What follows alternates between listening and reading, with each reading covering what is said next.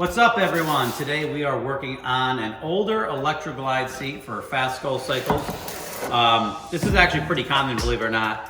One thing that you'll notice about the Electra Glide guys is they usually put some serious miles on their bike. They don't like taking their seat off, they like to ride. This seat here is pretty old, the old button style. I mean, we're talking pre-91. One thing we do a lot of times, we'll update the foam a little bit, and then we'll also update the cover so it has a nice modern look to it, but still keep the rideability on it.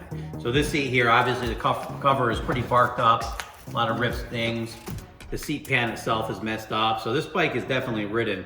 There is some serious goop and crap. I just picked the seat up for 2 seconds and I'm covered in like tire and oil. So we're gonna strip the seat down, see how bad the seat pan is. Okay, so this seat here, they actually use the smaller staples on it.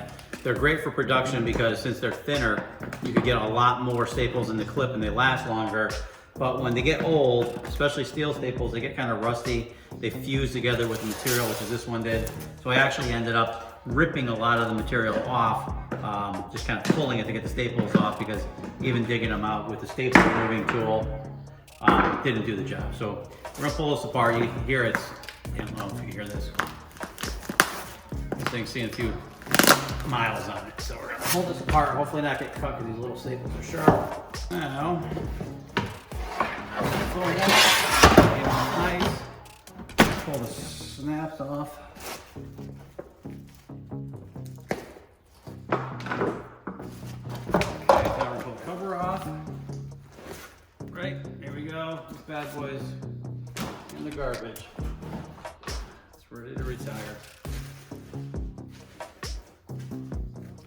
Get rid of some of this old foam here.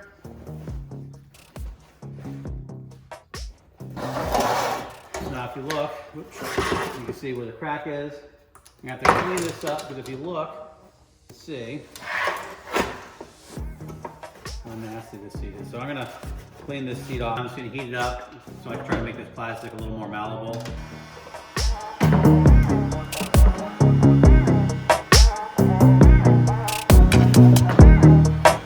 I'm sorry if you seem like you're a little farther back than the normal videos that I've been doing. However, I was doing work on the seat without videotaping it, because my battery died. So I decided, hey, guess what? The tripod is like a foot away from an outlet and I have a short cord, so I plugged it in. So now you get to see more of this boring stuff that we're doing. One thing I wanted to say, which is really funny and cool, is that if you look at an old Electra Glide, right? Whoever designed this seat originally was like way better of a designer and way more in touch with reality than whoever's designing new Harley seats. So they actually had tailbone cutouts in it, front and rear. I don't know if you can see that. They were dipped down. So I think, my 2 cents is, I'm assuming because of the buttons and the puffy foam that they put on there, this was pretty much useless back then, even though it really technically wouldn't have been. So they got rid of this and everything's been smooth, and everybody now, because what happens is, even though we think us in the industry know what's going on, we have to listen to the actual riders and the people in our industry who are using these motorcycle seats and car seats and all that stuff. So everybody's been complaining that they have tailbone issues.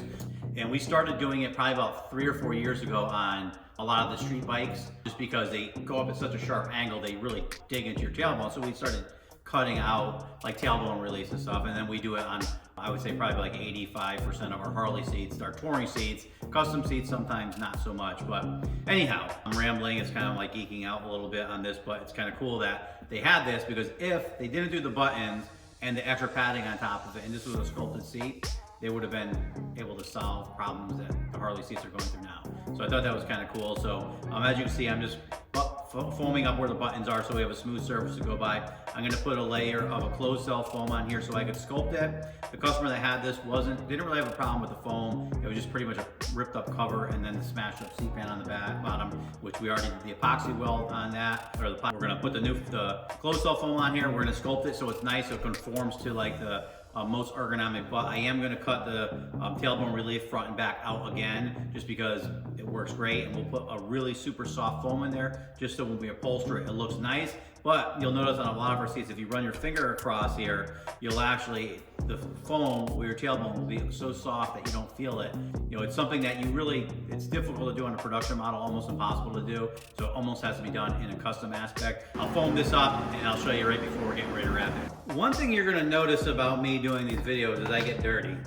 I like to get dirty. I like to do the work and get in. When you're grinding foam, you're covered in foam. When you're sanding Bondo, you're covered in Bondo dust, you know, vacuum assist tools and all that stuff. So we're gonna get dirty. We're gonna do what we gotta do. What we're doing on this seat is called indexing. I do index quickly now. It's kind of something that I would show people whenever we're training them on any custom upholstery work, custom fabrication work. People even index on body work. I mean, you do have some gauges and stuff like that that will help you out with doing body work that you don't have, which actually you could use them on this, I guess. I just think indexing for these is a little simpler way to learn. First thing you need to do when indexing anything, you always start from the center and work your way out. So we're gonna find the center point of this seat, which is half of 5.5 is quarters. And then we do the back here. Already marked the back here. When you're doing work, yardsticks, wooden yardsticks are not straight edges, even though they're usually pretty close. You're better off using a metal straight edge for anything. So all I'm doing right now is I'm gonna drop center to center. We have our center point, center, right? I'm gonna use this cheap straight edge metal yardstick that bends really easily. Put it in, make sure everything's lined up, snap the line. Now we have a center line, bottom home. Mark where our tailbone goes.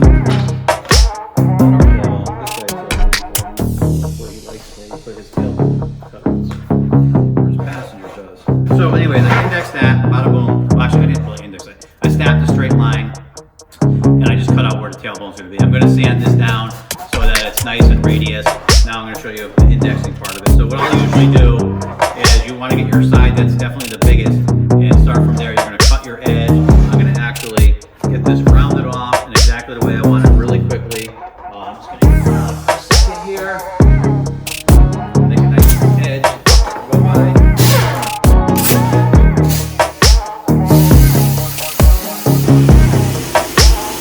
What you're going to end up doing is you take your center point on your square. Here's your square. You would make a straight line across from one of your points, from all of your points. And all you're end up doing is making a grid pattern with this. Basically, you would take this grid and you could grid out your entire seat like this. So imagine this is going all the way across, all the way over the entire seat. Now from every point you have a height and width. So you can get crazy. That's how we always start, and that's how I teach people to make them see. You can actually make a symmetrical seat, height-wise, width-wise, and everything. You can index the sides if you wanted to. It takes a long time. After you do a few hundred of these things, you kind of mentally index them at a time. So with that said, I'm gonna trim this out like this. I'm gonna trim this out.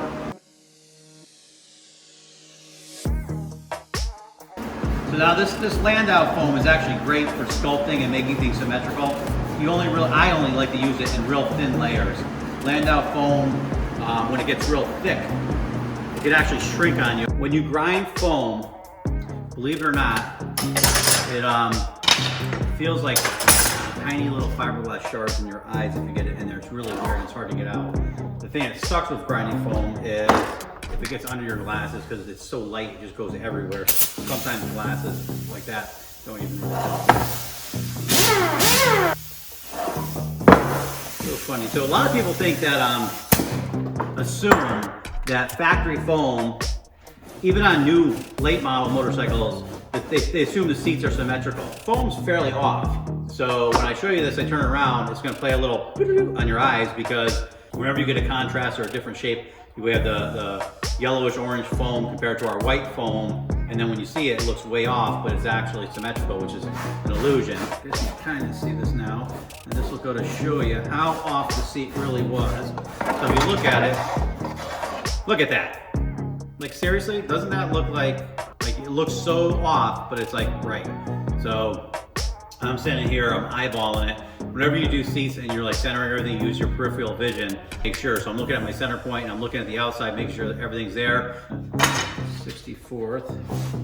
And the only reason I'm putting the soft foam where the tailbone is strictly for cosmetics. So if I left this here and use the old button style with the added padded foam, you would never see this or never feel it. So it's like I said earlier, it's useless. So what we're gonna do is put a nice piece of soft foam here so it's sculpted over. So when we put our new cover on here, it actually looks good. You know, that's it's strictly for look. So the seat is all foamed up. I'm gonna take it upstairs and cover it. You can see that the foam has a softer spot where the tailbones are. And we're gonna make a cover for it and wrap this baby up, and then we're gonna call up Alex over at Fat Skull, tell him to get his butt over here and pick up his seat. It is now seat time, seat cover time. So there's a million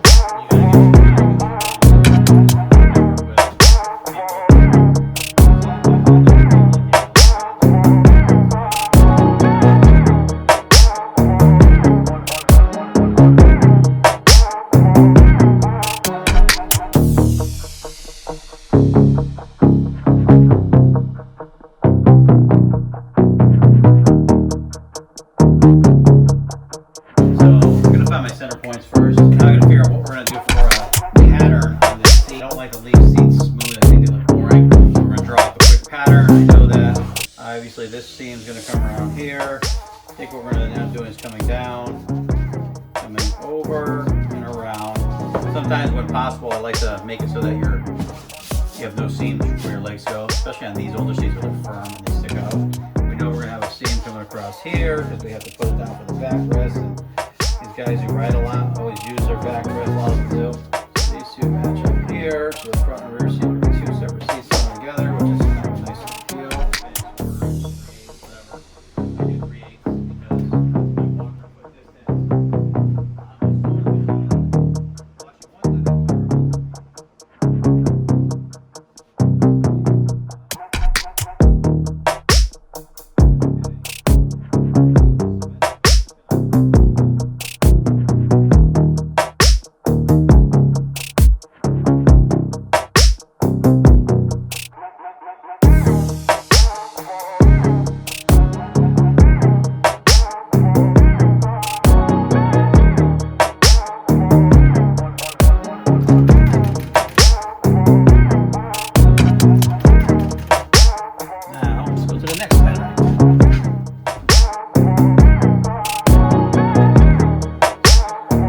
I'm at the sewing machine now, and I am doing the final stitching on this Electra Glide seat for Fat Skull. I will be honest, they had stopped by, Al and Alex, and distracted me while I was doing the seat. And so I didn't like how it was coming out, so I threw it in the garbage. And I thought it was kind of funny because everybody deals with like failure in different ways. And so Alex was breaking my stones about throwing the material away and then you could reuse it and save it. For me, when I don't like what I'm doing, I just toss it, because once it's gone, you have to start over and think fresh and do it over again. I think we all have like creative writer's block sometimes, an artistic block. So as you're doing something, you might not like how it's coming out. And if you try to fight through something, for me, and fix and recreate something that's already been like messed up, it never ends well. So I just mentally over the years just learned to throw it away, start over. So sewing it up, and we'll be putting the cover on soon.